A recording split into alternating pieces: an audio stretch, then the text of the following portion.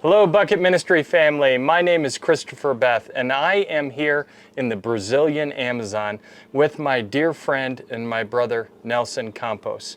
And Nelson and I have known each other for a long time, and God has been writing an amazing story here in the Amazon that we get to be part of. We get to join God in His work. And we just want to share a few of these stories with you, as I think that they could bring some encouragement into your life.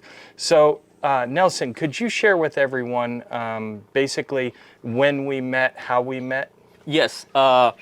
First time I met Chris, it was on a mission trip, 2012, right? Yeah. It means that 11 years ago. So I think it was his first mission trip to Brazil. And we met in Janauacá Lake, which is a lake 6 to 7 hours away from Manaus, which is the biggest city that we're gonna find in the Amazon. By speedboat, right? By speedboat, Yeah. yes, by speedboat.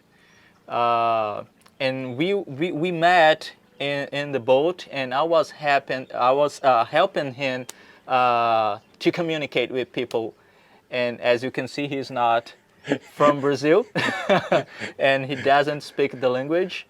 And then I was there so we could have a good time with people in the Amazon basin area. Now, Nelson, how old were you at that point?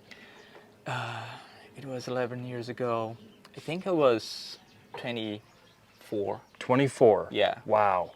So you're right. That was my first trip ever. I'd never been on an international mission trip, and I had only started a relationship with Jesus a few years before that. So if I'm honest, that was the most uncomfortable trip of my life.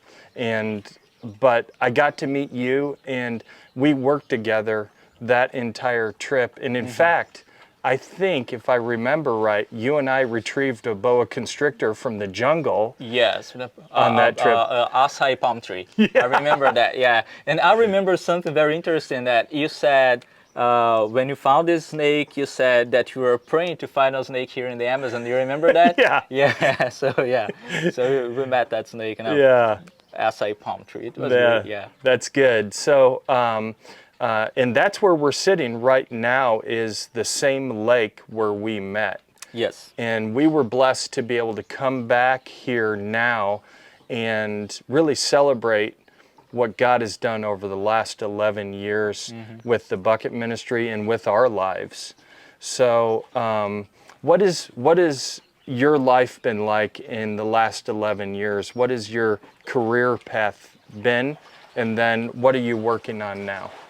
Well, so since that time, since 2010, I decided to become a full-time missionary in the Amazon. I used to work for a big airline company in the Amazon, but there was a time that God said, okay, I didn't create you to do that kind of work. So I created you to go to the fields and spread the gospel. So 2010, I decided to become a full-time missionary, and I took a lot of trips during the year too. I met you in 2012, but now I'm still a full-time missionary for the Bucket Ministry. So many things changed during these 11 years. So I worked for many different mission organizations here, but now I'm fully Bucket Ministry missionary. Amen. And that's one of the greatest blessings of my life, is to be doing this work with you, where it all started right here. And so everybody understands from your perspective, you've made a lot of trips with a lot of different mission groups in the Amazon. Over those 11 years, how many trips do you think you've made? I need to calculate that, but I think 25 a year? trips a year. Oh Yeah, my goodness! So years, that's 250 to 350 trips, somewhere around there. Yes. And so you've worked with Amazon Outreach, you've worked with AMOR. Yes. What other organizations have you worked with? AVM, which Amazon Vision Ministry, and sometimes it took like personal mission trips, Okay. like going to different places to do the mission work. Yeah, so for a lot of people watching this, the Amazon is probably something only they would ever see in National Geographic magazine. And they would see those photos and think, oh my gosh, that's remarkable, but I'd never go there. If you had to create a summary of what you've witnessed American missionaries coming down and their experiences and how they come down fearful and then see them leave, how could you summarize what that's like from your experience of witnessing that?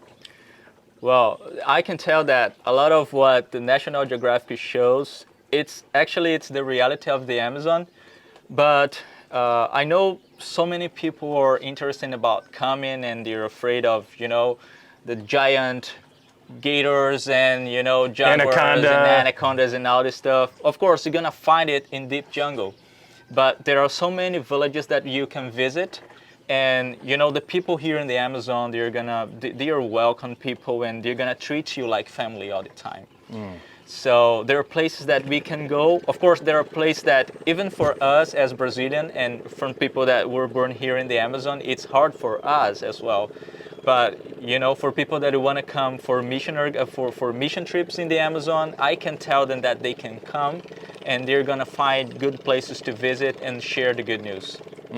That's awesome.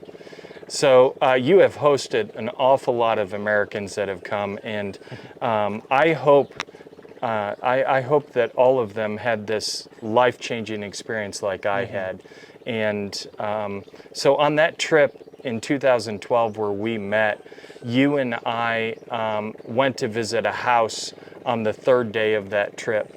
And we got in a small boat and we were getting ready to cross the river to this house. And you and I sat down in the boat. Pastor Ricky Null was in the boat. We had a guide that was in the boat, Z, and then we had a boat driver. Yes. And when we did that, Pastor Ricky got up and he left. And which maybe was the most frightening day of my life. Yes. Because I had not said a word the previous 2 days because I was so uncomfortable with the work. And then when Pastor Ricky gets up and leaves, and I said, hey, where are you going? And he said, you got it. And I'm like, I got what? And he said, you lead it today. And I was so uncomfortable with that. And you were there at that point where, as we're going across the river, I didn't know if I was going to throw up. I didn't know what was going to happen, but it was extremely uncomfortable for me. And then we got to this house that you and I both have told the story of that house an awful lot. Yeah. And literally the house is just right down the river from here, where the house used to be. They've since upgraded their house. Yes.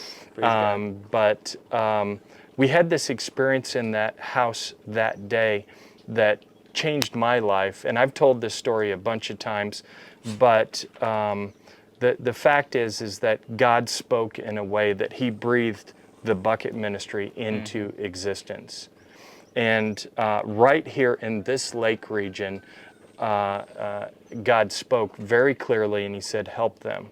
Yes. And then we went for a few years where we didn't see each other. Yep. And then you and I talked on the phone once, and I remember this conversation because you had called me and you were wanting to start doing some water ministry. Yes. In the Amazon, and I said, well, why don't you just join me and let's do this together, where it all started. And frankly, it was one of the best days of my life when you said yes, because there's no better story than doing this with friends and brothers that were there in that house when God spoke. Yeah. So what has your work with the Bucket Ministry been like since you've started with us full-time as Director of Brazilian Missions? Well, it's been great since the first day. I can tell that I've been in many different places, and you know, in some places here in the Amazon, you're not welcome as a missionary. I can tell that. So you go to houses and they don't accept you in the village just because you're a missionary or because you're a Christian. So, but the Bucket Ministry, because of the project, there are so many doors open now that we can visit after that. So it's a great tool to to help to get in their houses. Like sometimes they say, you're a missionary, you're a Christian, and they say yes. They say, I don't want to hear about God. It's okay. What I know, it's enough for me. Yeah. But when you come to talk to them, and then you offer clean water, and then you can explain the clean water through the gospel, so it's a life changing for them. So you see it as almost like a key that opens a door that you never used to have that key. Yes. So the yes. filter becomes that key. Yes. And that is such an amazing statement. Thinking about something so simple as that filter gains you access into people's lives. And so what you've seen is you have never been denied access to a village here when you go in with the filter. Yes, yes, you're right. Never been denied. Because as you go for the first time, you go as someone that want to check the filters and see if it's what's happening, if it's working, and the interesting is that when you go for the first time, and then sometimes you say, "Can I pray for you before I leave?" And they say, "Yeah, okay, you can pray outside. It's not a problem." The second time when you go and then they say, okay, so we can pray here, inside the home. And the third time, before you leave, they say, you're not going to pray for me? So I have some prayer requests, so please pray for my family and, for the village. And that's so amazing when you hear them ask you to pray in at their home. So what you're saying is they're requesting prayers now because you have a relationship. Yes. That's so good. I love that. And the filter, while it saves lives physically, we know that, right? We know that, yes. But what it does to build relationships is not measurable. It's something that's truly a miracle. Yes. And you've gotten to witness that here. And so you've been all over the Amazon. And different states. You've been up into Peru and Colombia, but just last year, I was able to talk you into coming on a little bit farther trip to see something you'd never seen before. Yes. You want to tell everybody about that? Well, that's I have mentioned that before, that my dreams were like go into Africa and and met people there and see the challenges that they have. So last year we were in Kenya, and I met so wonderful people through all the challenges that they have, but they are happy people, and they are also they trust God going through all that situation, but they're happy because they have the gospel, and they can share the gospel with their brothers. So what did you think of the Kenyans compared to what you know about Brazilians?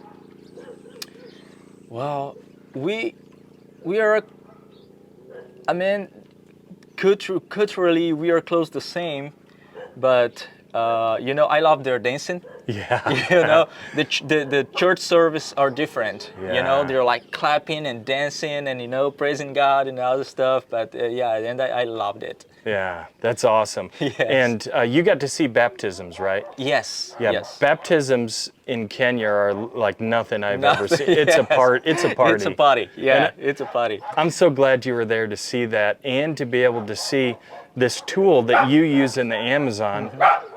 We are able to use it there exactly the same way. So you can see the cultural relevance. Yes. And how it is a door opener and becomes a key.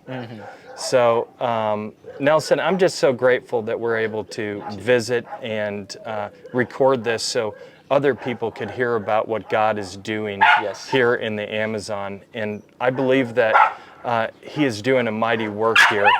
I also believe that He brought us both back here to where it all started 11 years ago Yeah. for a definite reason. And I can't wait to unpack that and to see what His plans are for the Amazon. For sure. That's great. So I'll love Thank to you, have brother. you back here, my brother. All right, Love you, love you.